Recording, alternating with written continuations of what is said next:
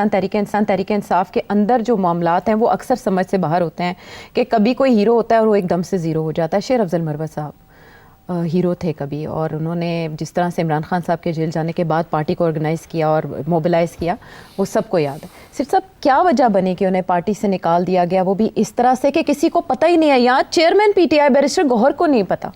دیکھیے، یہ میں کافی عرصے سے کہہ رہا ہوں کہ پی ٹی آئی کے اندر بڑے پرابلمز ہیں. ایک پرابلم یہ بھی ہے کہ سارے پی ٹی آئی کے لوگ، ایکسیپشنز ہیں 2-3-4، مگر most of the established politicians جو پی ٹی آئی میں چلے گئے، کوئی ادھر سے لپک کے آیا، کوئی ادھر سے لپک کے آیا. اوریجنل بہت کم ہیں جن لوگوں نے اسٹریٹ اوے کسی اور سیاسی جماعت میں نہیں گئے اور سیدھے پی ٹی آئی میں آئے ہیں. سلمان اکبر راجہ ہو گئے، بیرسٹر صاحب ہو گئے. مگر یہ جو پرانے لوگ ہیں نا، جو سیاسی لوگ ہیں، ان کے تعلقات ہمیشہ رہے ہیں اسٹیبلشمنٹ کے ساتھ. ان کو اس بات کا پتہ ہے کہ ریئل پاور اسٹیبلشمنٹ کے پاس ہی ہوتی ہے. ٹھیک، تو یہ اب ان کے اوپر ایک دوسرے کو یہ جانتے ہیں کہ وہ بھی اسٹیبلشمنٹ کے نال رابطہ ہے، میرا بھی، سب کو پتہ ہے ایک دوسرے کے بارے میں. So they don't trust each other. ایک طرف. دوسری طرف یہ ہے کہ کمپٹیشن بھی ہے، لیڈر کون بنے گا. اور یہاں اس ملک میں یہ نہیں ہوتا کہ لیڈر کو اونچا کرتے ہیں، لیڈر کے ٹانگ کھینچتے ہیں یہاں لوگ. تو پی ٹی آئی کے اندر یہ بہت زبردست قسم کا ماحول ایسا بنا ہوا ہے. تو مروت صاحب شروع میں آپ نے دیکھا نہیں کیسے ان کی گڈی چڑھی تھی. جی بالکل. تو بڑے لوگ اپسٹ ہو گئے ہوں گے نا، لے جی آگے لے گیا سارا کچھ، انسیکیورٹی ظاہر ہے.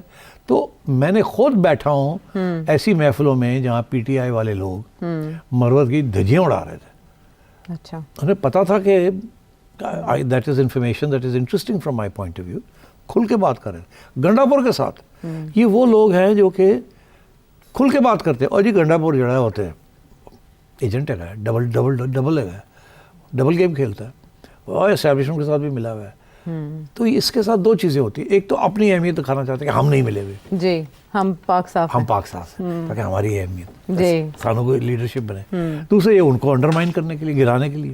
تو خان صاحب یہ صحیح ہے، کان کے کچے ہیں، اور وہ جو جاتا ہے وہاں وہ خان صاحب کے کان میں کوئی بات ڈالتا ہے، خان صاحب ٹھکا کر کے وہ فیصلہ کر لیتے ہیں.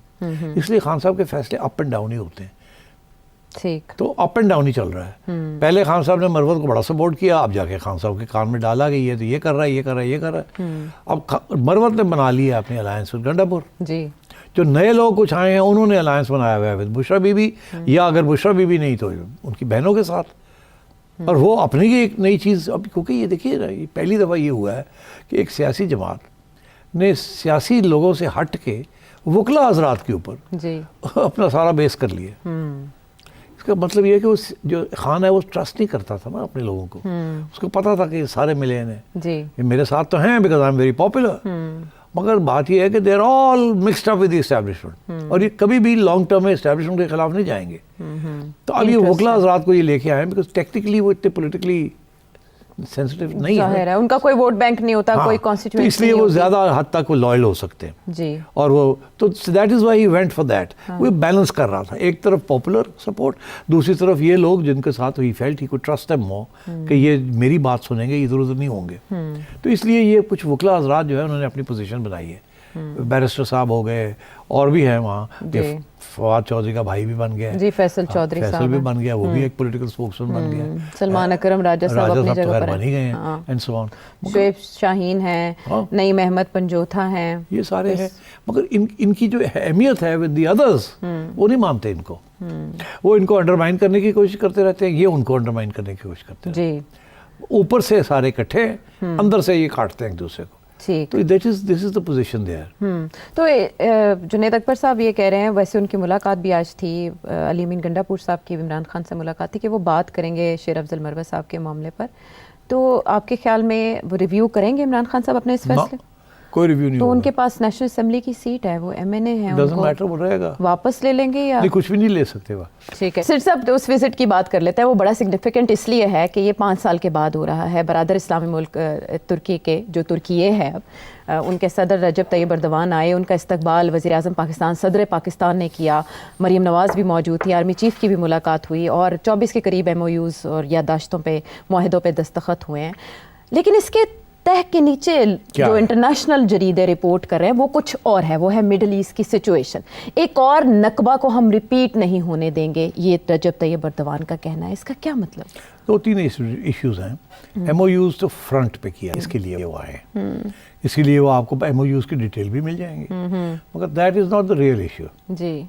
रियल इश्यूज 2-3 और हैं जो कि बिहाइंड द सीन्स बात होती है और वो पब्लिक में नहीं आती।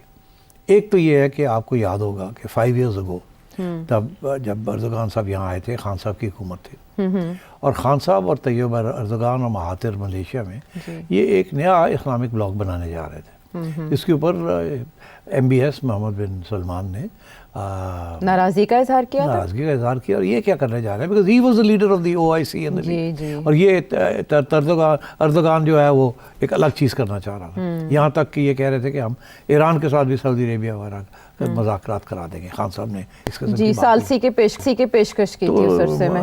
MBS ने कहा नहीं फॉरगेट इट, और उन्होंने यहाँ तक कि उस वक्त बाजवा साहब को बुला के कहा कि ये बिल्कुल इसको रोको, इसको मलेशिया नहीं जाने देना। ये जा रहा था ना, हाँ जी, फिर उसके बाद कैंसिल हो गया, कैंसिल हो गया। इस्लामिक चैनल की भी बात थी, वो भी नहीं बना, सब कुछ रोक दिया MBS ने जी। तो ये Erdogan wants to be the leader of the other new block. Okay, Erdogan ने एंटी इजराइल स्टांस लिया हुआ है। याद रहे कि इजराइल और टर्की के तल्लुकात 20 साल पहले बड़े स्ट्रॉन्ग थे, बहुत स्ट्रॉन्ग तल्लुकात थे, जैसे शाह ईरान के और इजराइल के थे, इसी तरीके से टर्की और इजराइल के थे बड़े स्ट्रॉन्ग तल्लुकात। अर्दोगान ने over a period of time has change that foreign policy. अच्छा, अब वो उसके बहुत सारे रीजनल इंटरेस्ट भी शुरू हो गए। सीरिया फॉर एग्जांपल, अब अर्दोगान के वो कुर्दों का प्रॉब्लम है टर्की का, इट्स अ सीरियस प्रॉब्लम जी, जो कि अमेरिका हेल्प करता रहता है उनको बिहाइंड द सीन्स। तो Erdogan wants to also emerge as a regional leader. बड़ी ज़बरदस्त प्रोग्रेसिव ग्रोथ हो रही है, टूरिज्म बढ़ रही है, हैवी इंडस्ट्री चल पड़ी है। तो Turkey wants recognition as a major player in the block. वो कैसे बन सकता है? वो एक ही तरीके से बन सके, चाइना के साथ तो नहीं बैठ सकता, वहाँ तो नहीं बनेगा, वो बनेगा इधर ही, पाकिस्तान हो गया, मलेशिया हो गया, इंडोनेशिया हो गया, इनको अगर वो इकट्ठा कर लेता है तो Turkey can emerge as a major block player. अब उसके बहुत सारे इंटरेस्ट मिडल ईस्ट में हो गए। तो एक तो ये था कि अर्दोगान इज़ हियर कि कल को अगर सऊदी अरेबिया के ऊपर प्रेशर पड़ता है फ्रॉम अमेरिका, और सऊदी अरेबिया और UAE जिनके साथ हमारे बड़े क्लोज तल्लुकात हैं, जिनसे पैसे भी लेते हैं, अगर वो आगे पाकिस्तान के ऊपर कोई प्रेशर डालें कि foreign policy regarding Israel, regarding America, regarding recognition, regarding गज़ा, ये पॉलिसी लें, ये ना लें, तो Erdogan wants to make sure कि इसकी जो अप्रोच है, Pakistan should support him rather than the साउदीज़। Because साउदीज़ और टर्की की approach will be very different. साउदीज़ जो है अमेरिका के बगैर नहीं रह सकते, ठीक, टर्की अमेरिका के साथ नहीं रह सकता। सो आप समझे कि Turkey is trying to become an independent player in the block, in the politics of global powers. उसमें ही नीड्स पाकिस्तान सपोर्ट, ठीक, and he needs Malaysia, and he needs Indonesia. वही उसी विजिट पे भी जा रहे हैं। तो ये सारी वही है, ये अपनी जो इनकी पोजीशन है कि हमने किसी सूरत में भी कोई कॉम्प्रोमाइज़ नहीं एक्सेप्ट करनी। तो पाकिस्तान क्या करेगा इस? तो पाकिस्तान को यही कहने आया है कि स्टिक टुगेदर। टर्की का बहुत बड़ा इंटरेस्ट है सीरिया के अंदर एंड मिडिल ईस्ट के अंदर। अब Turkey wants to be the policeman for that reason now. अच्छा, it doesn't want anybody else. तो अगर सऊदी अरेबिया जो है स्लिप कर जाता है अंडर प्रेशर, तो पाकिस्तान पे प्रेशर आ जाएगा। तो ये उसको पहले से न्यूट्रलाइज करने आ गया, इज ऑनेस्ट कर रहा है ये। तो इसके बाद कहीं और से भी पाकिस्तान पे दबाव? तो अमेरिका और इजराइल वाया सऊदीज़ ही आएंगे ना, अमेरिका डायरेक्ट भी आएगा और वाया सऊदी अरेबिया भी आएगा।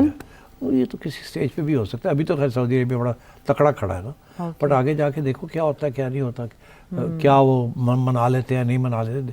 तो पाकिस्तान को तकड़ा करने आए हैं, तो पहली बात। दूसरी बात ये कि Turkey is now A major supplier of sophisticated weapon systems to Pakistan. सारी ड्रोन टेक्नोलॉजी जो है पाकिस्तान जो अक्वायर कर रहा है इज कमिंग फ्रॉम टर्की। अच्छा, about 11% of Pakistan military imports are coming from Turkey.